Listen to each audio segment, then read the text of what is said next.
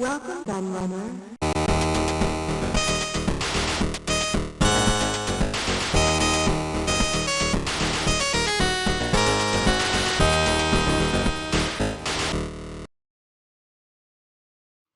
Hello everybody, Q&A the Laird here, and I have a new book review for you.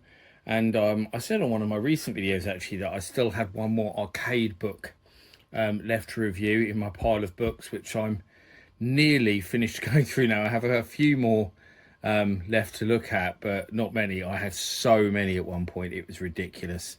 And I have been trying to crack on with getting book reviews done. But this is the last arcade related one I had in the pile to look at. And as you can see, it is Hardcore Gaming 101 Digest Volume 2, Taito Arcade Classics. So there we go. I've looked at loads of these Hardcore Gaming 101 books on the channel before.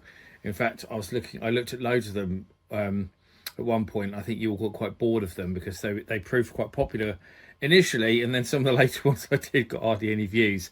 So I tried to change things up a bit. And this one went to the back of the pile because of that, even though it was actually one of the first ones I picked up, I think. But I have come back to it now, finally, because I just remembered about it when I was trying to look at what ones I had left on the list in my backlog, because I did make notes of which ones I hadn't done.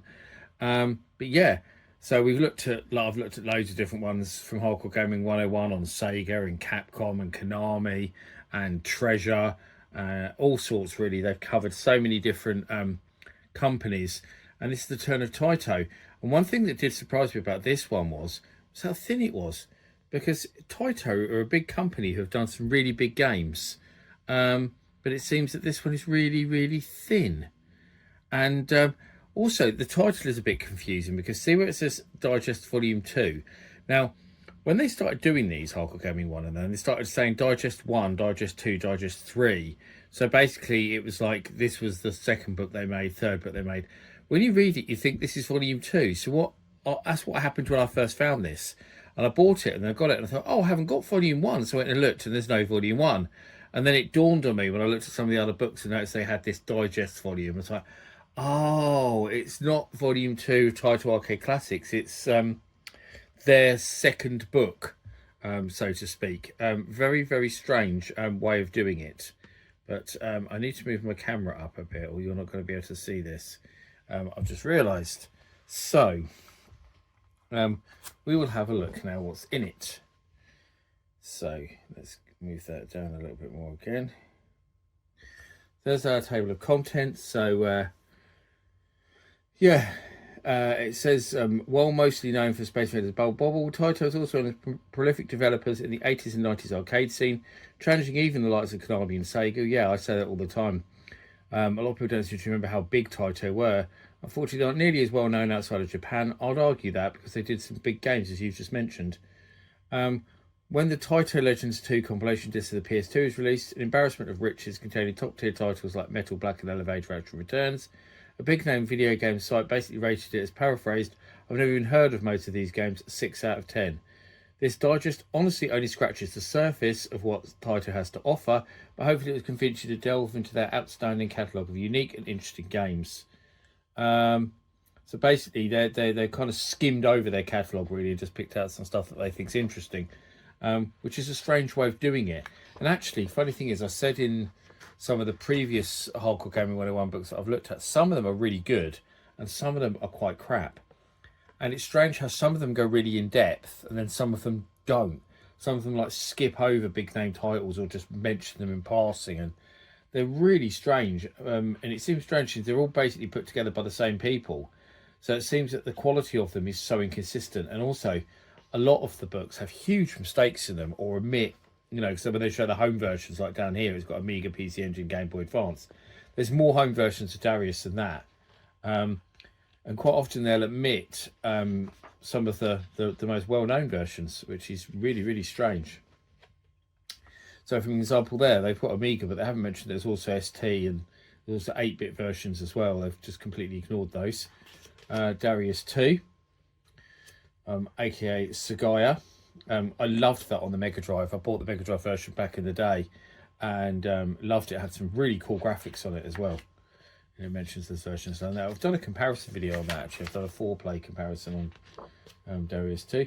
Darius Twins. So it likes to go looking at the Darius games, doesn't it?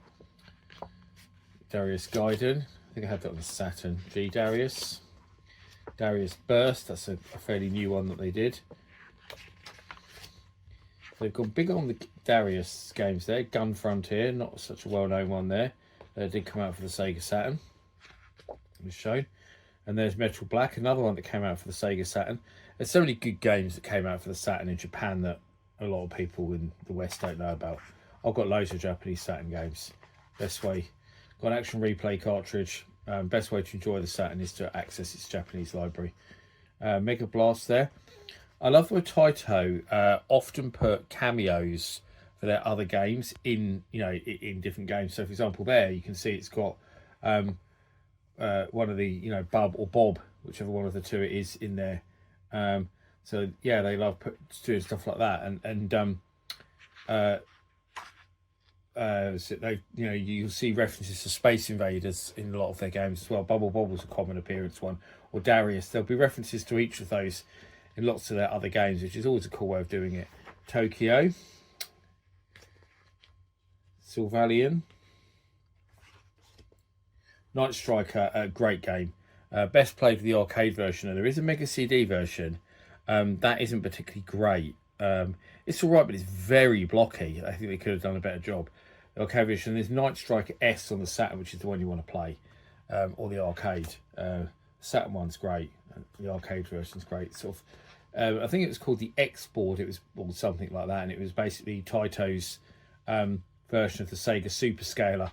And Night Striker is quite similar to, say, something like Galaxy Force or Thunderblade, almost like a cross between the two, in fact.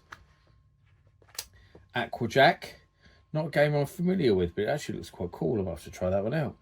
That's something for me to try next time I fire up MAME. Galactic Storm, which is a bit like Galaxy Force, actually. I just mentioned Galaxy Force. I even said that there, actually. Elevator Action, absolute classic. I love Elevator Action and Elevator Action Returns, especially the Saturn one. The Game Boy game is really good as well, actually. So screenshot comparisons: arcade, NES, Sharp X1. I must do a video on this, actually. I haven't done Elevator Action.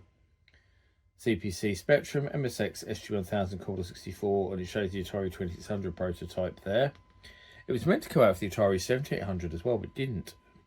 That was supposedly complete, so it's a strange missing 7800 title. It's got the extra versions like Elevator Action EX and Elevator Action Returns. Sorry about that noise there. That's actually coming from my PC. I'm not sure what it was though. And my PC is under this blanket behind, so I can't look.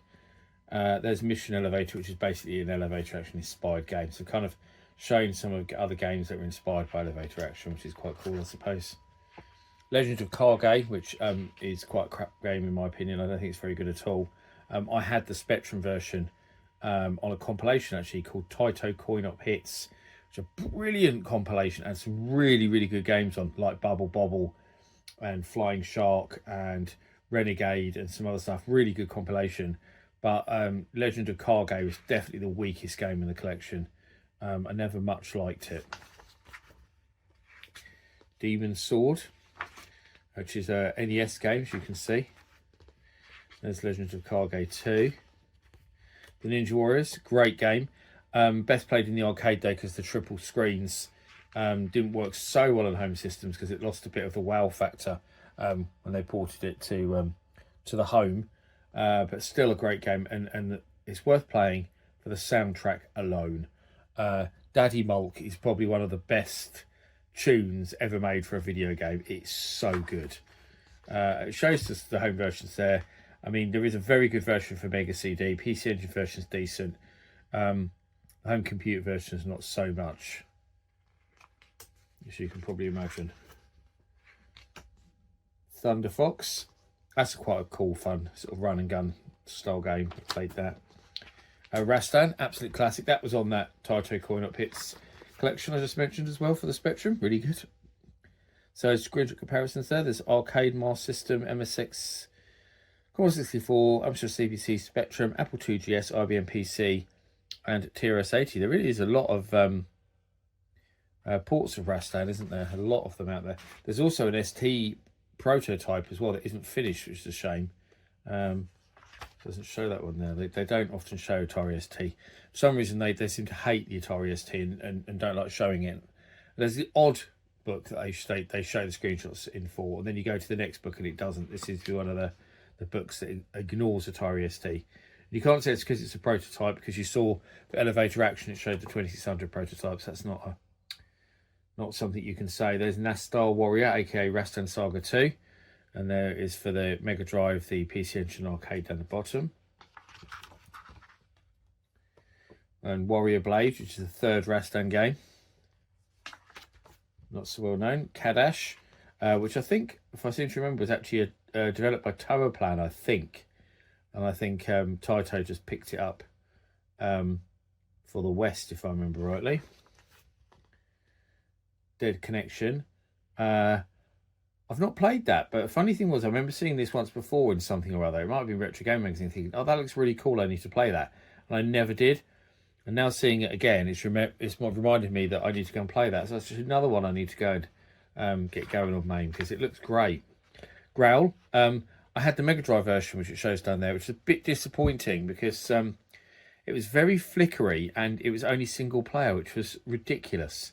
And I don't know why. The arcade game is really good. I loved it in the arcades, which is why I bought the Mega Drive version. So I'm a bit disappointed to find out a single player only. Very strange. There's Ninja Kids. That's quite fun. Fairly fun game. Puli-Rula, which I absolutely adore. Absolutely bonkers scrolling beat 'em up. Arcade and Sega Saturn. I've got the Saturn version. It is so good. You know, like the women's legs and stuff. It's quite a rude game, but incredibly strange, but so worth playing. It's really good. Arabian Magic. That's quite a cool game. I have played that. Another sort of unknown classic, I suppose. Dungeon Magic, aka Lightbringer. Not played that, but it does actually look very cool. Kind of look at it, it's a bit like King of the Monsters, but it's quite a different game because it is fighting in it. But New Zealand Story, I think everyone knows that, absolute classic, and came out for tons of home systems as shown there. And there's Liquid Kids. That's quite a cool little game. Didn't come out for many systems, but I really like it. It's got there the Amiga version, which is a prototype, seem to remember. PC Engine and arcade.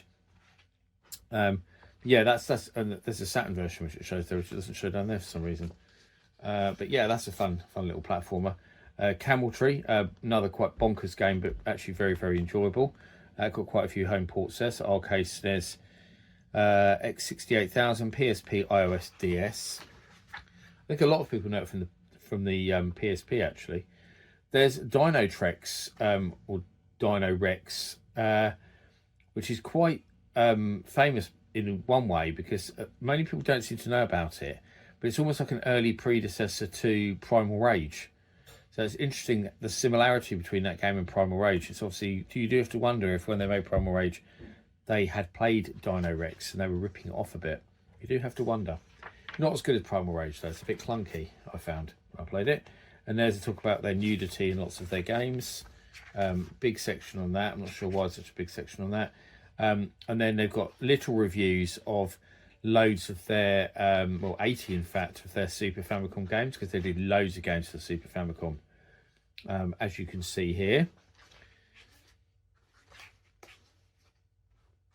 And then obviously it mentions some of their other books there, like the Strider Bonnet Commando one I've looked at on the channel, the Konami Shooters one I've looked at on the channel, Sega Arcade Classics I've looked at on the channel. So yeah, and there's some nice art on the back. This one's pretty good actually. It's a shame it's not bigger, that's all, because it's got a lot. I like the fact it's got loads of the lesser known games in it, and they've put a few of the really well known ones, but I think they went a bit over the top on Darius. And it actually seems strange that it didn't spin Darius off into a separate book, considering they quite often do that when it's a big series, like they've done with some of the Capcom ones, like the Strider and Bonnet Commando one, which sort of spun it off into its own book. They did the same with Konami. So there's a book that's Contra in something, isn't there? But yeah, I do wish they'd put more classics in here. It is strange not seeing the Bubble Bobble games in there. Really strange not seeing those in there, or Space Invaders games. So yeah, I just wish they'd made this one a bit bigger, really. But apart from that, it's actually a pretty decent book, and there's some good classics in there to go and try out on MAME. But yeah, I hope you enjoyed my look at Taito Arcade Classics from Hardcore Gaming 101. You can get this worldwide at Amazon still. These books are quite often in the sale, I found, as well, so you can quite often pick them up quite a bit cheaper. But that's it. I hope you enjoyed my review, and I've been the Laird, and I'll see you all again for another one very soon. Thanks for watching. Bye bye.